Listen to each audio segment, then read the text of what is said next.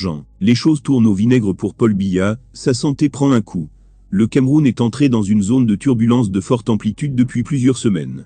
Tout a commencé avec la convocation au tribunal criminel spécial, le ministre d'État secrétaire général de la présidence de la République, Ferdinand Gongo. Ensuite, le sommet aux USA a fait ressurgir des failles de santé du chef de l'État. Après le sommet, Paul Biya c'est de nouveau en Suisse, précisément à Genève, où il séjourne jusqu'à présent. Oui, Paul Biya n'a pas pu rentrer au Cameroun, comme annoncé il y a quelques jours par certains de ses partisans.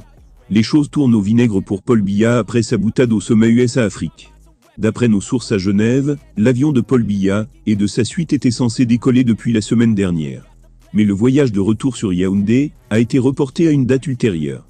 Rappelons que le voyage effectué par Biya en mai 2022 dernier à Genève était censé être le dernier qu'effectue le chef de l'État camerounais dans la capitale suisse. Selon la presse suisse, qui a malheureusement eu accès à son bilan de santé, le plus vieux chef d'État en exercice du moment, le chef de l'État camerounais n'est plus en état pour faire de longs voyages. La diaspora est en colère contre Paul Biya, les raisons. C'est désormais officiel, les prix des visas à l'ambassade du Cameroun en France ont changé.